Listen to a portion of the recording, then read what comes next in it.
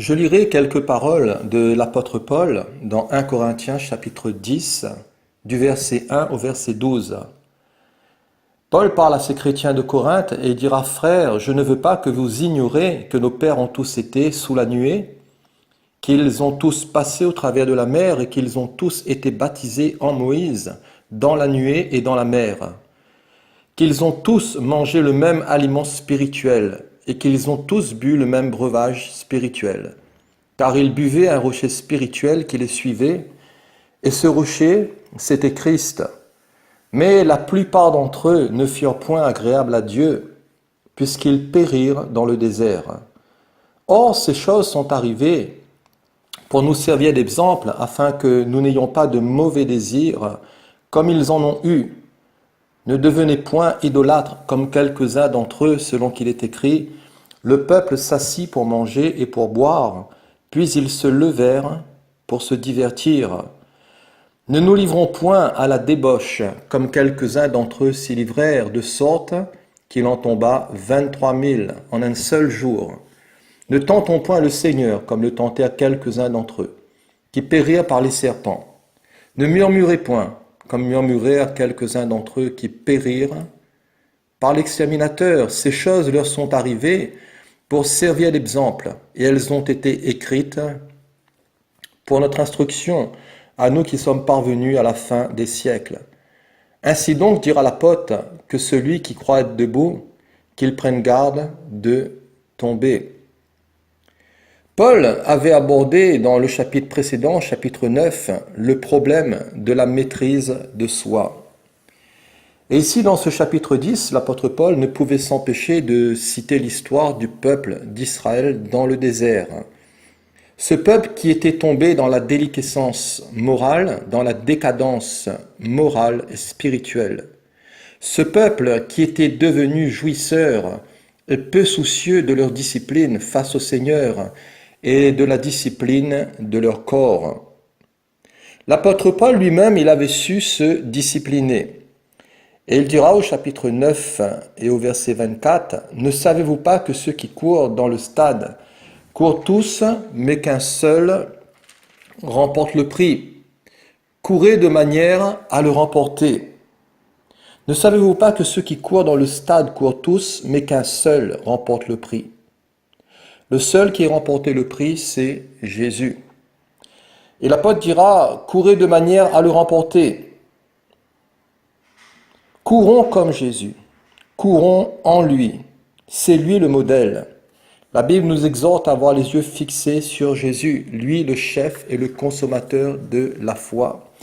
Nous avons été unis avec lui, avec Jésus dans sa mort et dans sa résurrection, et nous sommes un en lui et un avec lui, par la foi, une même plante.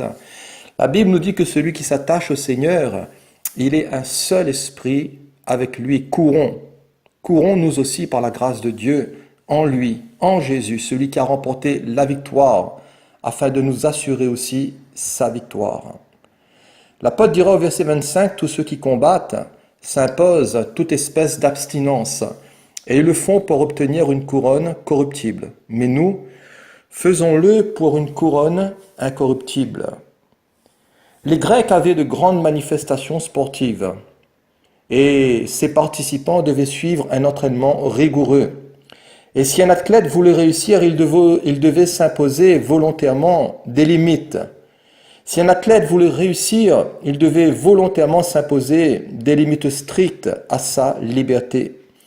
Et pour un athlète, ce n'était pas ses droits qui devaient prédominer, ce n'était pas ses sentiments, mais ce ne sont ni ses droits ni ses sentiments qui devaient déterminer ses heures de travail, qui devaient déterminer son régime alimentaire, la durée ou la rigueur de ses exercices. Une bonne partie du combat que Paul menait était contre son corps. Et l'apôtre Paul dira au verset 27, « Je traite durement mon corps et je le tiens assujetti, de peur d'être moi-même disqualifié après avoir prêché aux autres. » Il nous faut être bon vis-à-vis de nos semblables, il nous faut être miséricordieux vis-à-vis d'eux, mais il nous faut être sévère avec nous-mêmes. Paul traitait durement son corps et il le maîtrisait sévèrement. La version d'Arby nous dit « Mais je mortifie mon corps et je l'asservis. » Paul tenait son corps en bride et l'entraînement de Paul dans sa vie spirituelle consistait avant tout à soumettre sa chair. L'entraînement de Paul, avant tout, consistait à soumettre ses sens, ses hormones à la volonté de l'Esprit du Seigneur. Et Paul réduisait son corps à sa merci, et non l'inverse. Et combien de croyants, voyez-vous, qui sont plutôt esclaves de leur corps, de leurs appétits, de leurs désirs, de leur volonté, de leur sens, de ce qu'ils veulent, de ce que eux ils ont résolu dans leur tête. Et c'est leur corps qui dit à leur esprit ce qu'il faut faire. L'athlète ne permet pas cela. L'athlète qui veut obéir, qui veut réussir, il obéit aux règles de l'entraînement et pas à son corps et aux demandes de son corps. Il aurait préféré peut-être, l'athlète, aller au McDonald's, mais il va manger plutôt un repas équilibré. Au lieu d'aller faire la fête le soir, il va préférer se coucher tôt et se lever de bon matin pour pouvoir s'entraîner. Pour l'athlète, son corps est son esclave et pas le contraire. Je traite durement mon corps. La chair déteste les restrictions et la chair déteste les privations. Je traite durement. Le mot traiter durement en grec signifie littéralement pocher l'œil à quelqu'un. Et Paul était prêt à se mettre un knock-out s'il le fallait. Paul était prêt, voyez-vous, tellement à se traiter, à se discipliner qu'il était prêt à se mettre un knock-out, à se mettre KO s'il le fallait, afin de ne pas pécher contre le Seigneur. Et Jésus nous rappelle que si une partie de notre corps, notre œil est pour nous une occasion de chute, arrache-le et jette-le loin de toi.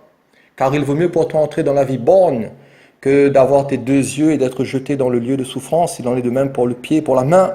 Si quelque chose t'incite à pécher, coupe-le, arrache-le, jette-le loin de toi et préserve le reste pour la vie. Si au chapitre 9, l'apôtre Paul nous parle de l'usage de la liberté, au chapitre 10, il va nous parler du mauvais usage de cette liberté par le peuple d'Israël. Et le peuple d'Israël a dû payer cher, très cher, leur désobéissance. Comme pour nous chrétiens, si nous ne faisons pas attention et si nous ne faisons pas mourir les mauvaises actions du corps, nous le paierons cher. Si nous faisons mauvais usage de notre liberté, cela peut nous disqualifier pour un travail efficace pour Jésus.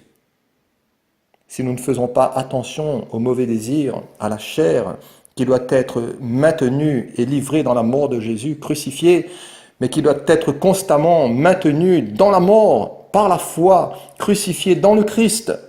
Si nous ne faisons pas cela, la chair va reprendre le dessus et nous serons dans un travail inefficace pour le Christ.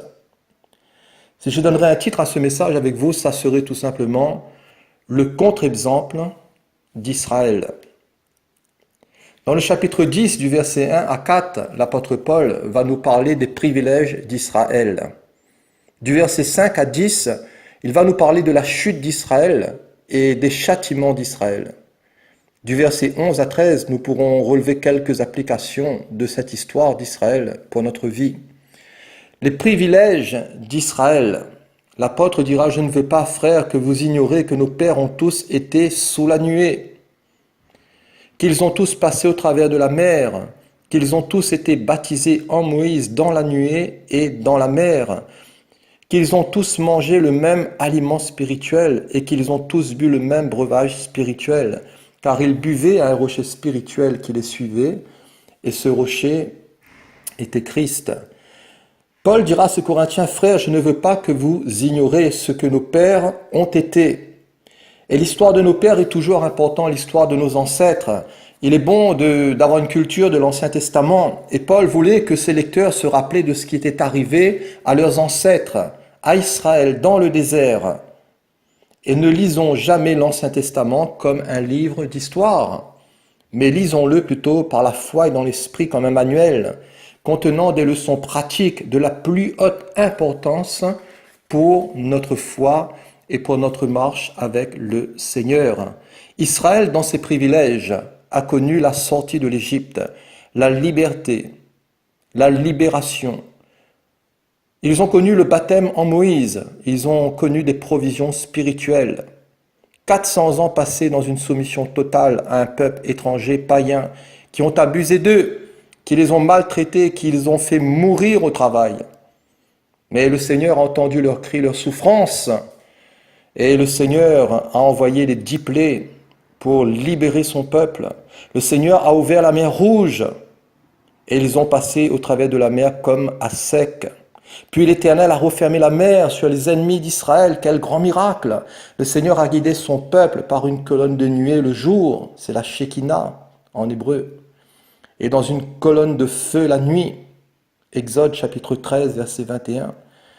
Ils ont été baptisés en Moïse.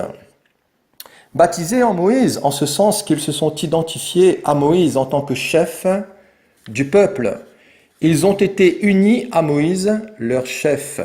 En le suivant, ils ont été un avec lui. Ils ont suivi son itinéraire. Quand nous croyons en Jésus, nous nous identifions à lui par le baptême en sa mort et nous devenons un avec lui. Il devient notre chef, il devient notre conducteur et il devient notre guide.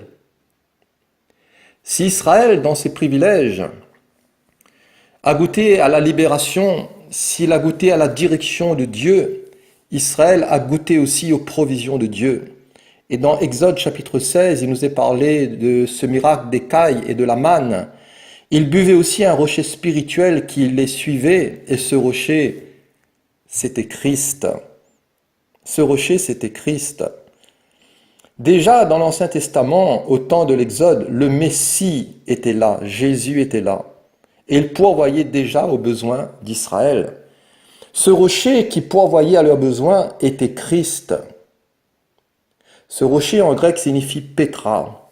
Pétra qui désigne une falaise massive.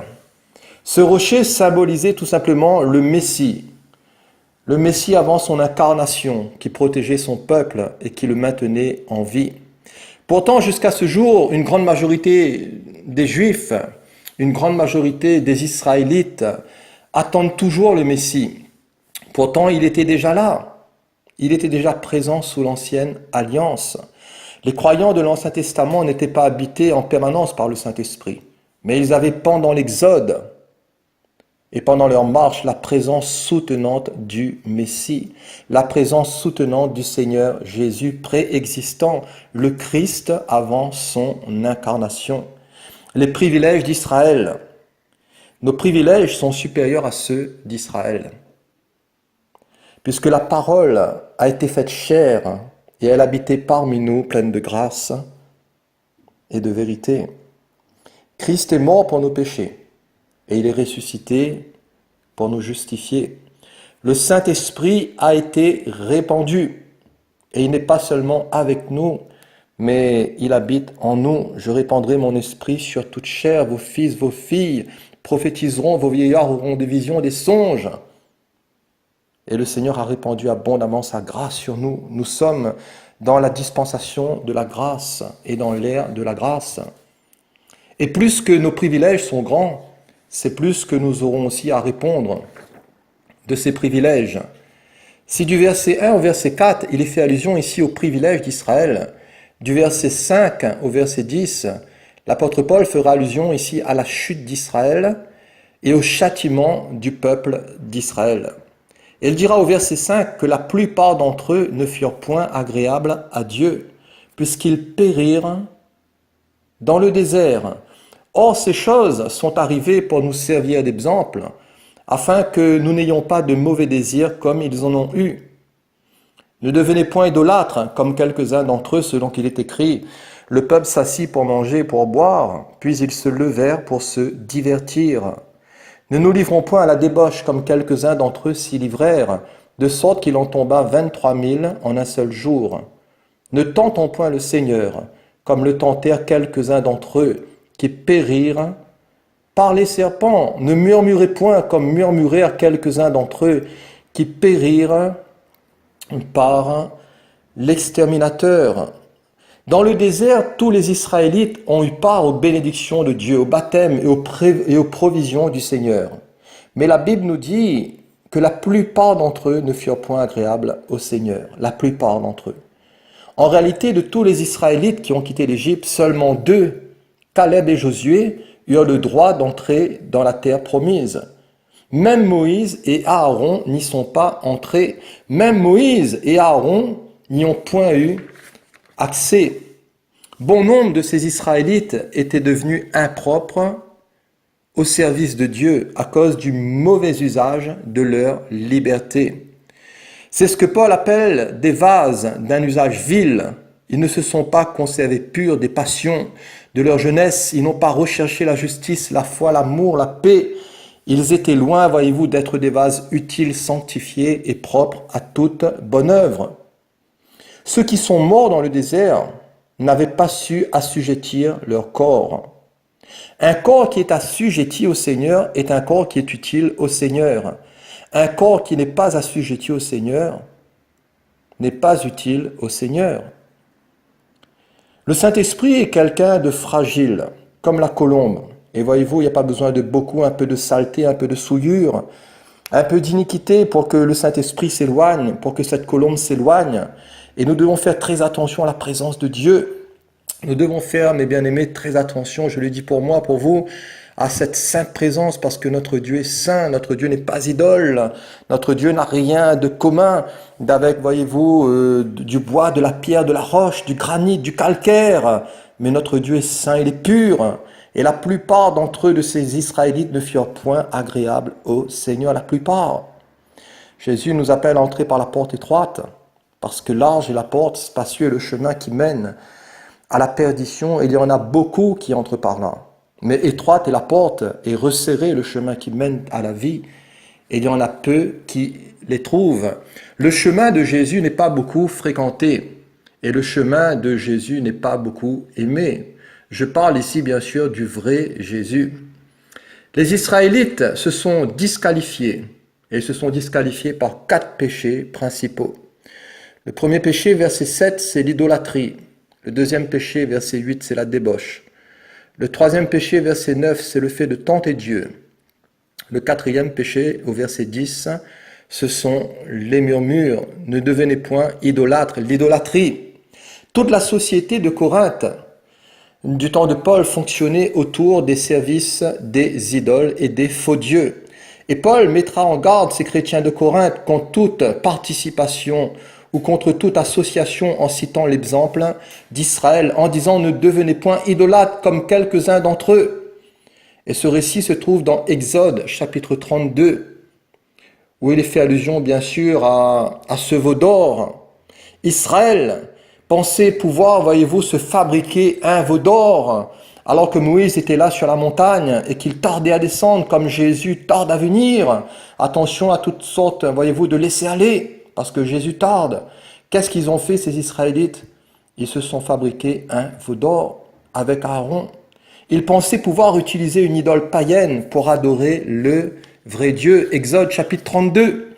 Influencés par les cérémonies païennes égyptiennes parce qu'ils sortaient de l'Égypte, ils sont devenus fous en disant « Israël, voici ton Dieu qui t'est fait sortir du pays d'Égypte ». Le peuple était livré au désordre, à la folie, et Aaron l'avait laissé dans ce désordre, exposé à l'ennemi. Le peuple, nous dit la Bible, s'assit pour manger, pour boire, pour danser et pour se divertir. Se divertir, c'est un euphémisme pour les relations sexuelles. La Bible nous dit que l'Éternel frappa le peuple à cause de la fabrication de ce veau. Et environ 3000 des Israélites furent mis à mort. Exode 32, verset 28, 3000. C'était loin, voyez-vous, d'être une Pentecôte. L'idolâtrie, l'adoration de Marie, l'adoration des saints, des images des morts, des statues des anges, tout cela, c'est de l'idolâtrie. Et derrière ces faux dieux se cachent des démons. Et un peu plus loin, Paul dira à certains Corinthiens qui avaient tendance à retourner à ces pratiques idolâtres, « Vous ne pouvez boire la coupe du Seigneur et la coupe des démons ». 1 Corinthiens 10, versets 20 à 21. Paul les exhorte à adorer le vrai Dieu et lui seul en disant « Attention, regardez l'histoire d'Israël, regardez l'histoire de ce veau d'or. Vous êtes dans une société païenne à Corinthe. Attention de retourner en arrière. » Et combien de chrétiens qui retournent, voyez-vous, dans les services malbars, combien de chrétiens qui retournent dans des services païens, dans le catholicisme, adorer des idoles. Et voyez-vous, Dieu n'est pas content. Dieu n'est pas content. Parce que le Seigneur est incomparable. Le Seigneur est saint. Tu n'auras pas d'autre Dieu devant ma face. Tout ce qui remplace Dieu est une idole. Et nous avons aussi, bien sûr, les idoles modernes. L'idole du succès, l'idole de la réussite, l'idole de l'argent, l'idole de la renommée et de bien d'autres choses. Et le péché d'idolâtrie vient du cœur. Ézéchiel 14 dira, le Seigneur dira à Ézéchiel concernant les anciens d'Israël, ces gens-là portent leurs idoles dans leur cœur. Le deuxième péché, l'apôtre Paul nous dit au verset 8, c'est la débauche. Et il dira, ne nous livrons point à la débauche. Cet incident se trouve dans le livre des Nombres, chapitre 25. Alors qu'ils étaient dans le désert, le peuple commença à se livrer à la débauche avec les filles de Moab. Concernant l'histoire, bien sûr, aussi de Balaam. Après qu'ils étaient dans le désert, le peuple commença à se livrer à la débauche avec les filles de Moab. Elles invitèrent le peuple au sacrifice de leur Dieu. Israël s'attacha à Baal-Péor. Et la Bible nous dit que la colère de l'Éternel va s'enflammer contre Israël. Ils étaient dans le désert et Israël va tomber, voyez-vous, dans la débauche, dans l'impudicité avec les filles étrangères. Et ces filles vont, voyez-vous, séduire ce peuple par des sacrifices de leur Dieu. Et Israël va s'attacher à Baal-Péor et Dieu va être, voyez-vous, furax. Dieu va être en colère contre son peuple. Et Dieu dira à Moïse, mais fais pendre les coupables. Et la Bible nous dit que 24 000 personnes moururent de la plaie. À Corinthe, le temple d'Aphrodite contenait 1 millier de prostituées sacrées. Et Paul leur dira attention à cela, attention à la débauche sexuelle, attention aux prostituées sacrées, attention, voyez-vous, à toute cette souillure. Parce que, voyez-vous, l'apôtre nous exhorte dans 1 Corinthiens 6, verset 18, à fuir la débauche. Parce que le corps est pour le Seigneur et le Seigneur est pour le corps. Ne savez-vous pas, dira-t-il, que vous êtes le temple du Saint-Esprit? Celui qui se livre à la débauche pêche contre son propre corps. Et il y a des situations, des relations, voyez-vous, qu'il faut fuir. Même si peut-être elles ne sont pas répréhensibles en elles-mêmes, mais elles peuvent exposer à des dangers, à de la tentation. Et emmener, voyez-vous, à la chute. Attention aux endroits, attention aussi aux soirées mondaines, où là règne l'impudicité, l'immoralité et l'adultère. Le troisième péché, c'est le fait de tenter Dieu. Verset 9, ne tentons point le Seigneur, comme quelques-uns qui périrent par les serpents. Ce récit se trouve dans le livre des Nombres, chapitre 21. Le peuple s'impatienta en route et parla contre Dieu et Moïse. Pourquoi nous avons-vous fait monter hors d'Égypte pour que nous mourions dans le désert? Il n'y a point de pain, il n'y a point d'eau, et notre âme est dégoûtée de cette misérable nourriture. Bien que le Seigneur avait pourvu aux besoins de son peuple, ce peuple était un peuple insatisfait, ce peuple se plaignait, il abusait de la patience de Dieu, il jouait avec le Seigneur, avec la patience du Seigneur, et ils n'arrivaient pas à utiliser leur liberté, voyez-vous, pour mieux servir le Seigneur, mais pour exiger que Dieu le serve lui. Ils n'utilisaient pas leur liberté pour mieux servir Dieu, mais pour que Dieu les serve eux. Il faut faire attention de pousser Dieu à bout. Dans Acte 5, il nous est parlé de Pierre qui dira à Saphira, « Mais comment vous êtes-vous accordés pour tenter l'Esprit du Seigneur ?» Eh bien aimés, que Dieu nous aide, ne faisons pas de notre liberté un prétexte de vivre selon la chair, mais apprenons plutôt à nous soumettre au Seigneur. Combien de chrétiens qui déraillent, qui disent « Je suis sous la grâce, nous sommes libres ». Nous ne pouvons pas perdre notre salut, en profitons un maximum. Le livre des Nombres nous dit que le Seigneur envoya contre le peuple des serpents brûlants. Ils mordirent le peuple et il mourut beaucoup de gens en Israël. Le quatrième péché que risquaient de commettre les Corinthiens, c'était les murmures. Et au verset 10, l'apôtre dira « Ne murmurez point comme murmurèrent quelques-uns d'entre eux qui périrent par l'exterminateur ». Dans Nombre 16, il nous est parlé de la révolte de Dathan, de Corée et d'Abiram. Ces hommes qui murmurent contre Moïse et Aaron, et ils vont se soulever avec 250 hommes, des anciens, des gens de renom de l'Assemblée d'Israël. Même l'Assemblée d'Israël, voyez-vous, va se joindre à eux. Et il devait y avoir la panique à bord, une révolte monstre. Et le Seigneur dira à Moïse, retirez-vous du milieu de cette assemblée, parce que je vais les consumer en un instant. Et voici, nous dit la Bible, une plaie avait commencé parmi le peuple. Et il y eut 14 700 personnes qui moururent de cette plaie. attention aux murmures, attention aux plaintes, que Dieu nous aide à nous contenter de notre propre sort. L'apôtre Paul dira, j'ai appris à être content de l'état où je me trouve, je sais vivre dans l'abondance, dans la disette, je sais vivre avec peu, avec beaucoup. Mais ne nous plaignons point jamais ni de notre situation devant le Seigneur sait ce qu'il fait. Le Seigneur a des plans, des buts, on peut passer par un désert, ensuite le Seigneur peut nous conduire vers une oasis. On peut passer par un temps de souffrance et on peut ensuite avoir un temps d'abondance. Que le Seigneur nous aide toujours à avoir confiance en lui et à ne point murmurer. Pour conclure, je vous citerai quelques applications de ce récit. Au verset 6, il est dit que ces choses leur sont arrivées pour nous servir d'exemple, afin que nous n'ayons pas de mauvais désirs, comme ils en ont eu. La clé, c'est Galates 5, c'est de marcher par l'esprit et non par la chair. Attention aussi d'être privé de la bénédiction de Dieu. Le manque de discipline personnelle peut entraîner la disqualification. Nos attitudes peuvent aussi emmener le jugement de Dieu. Que celui qui croit être debout, qu'il prenne garde de tomber, et attention à l'excès aussi de la confiance en soi et de l'orgueil spirituel.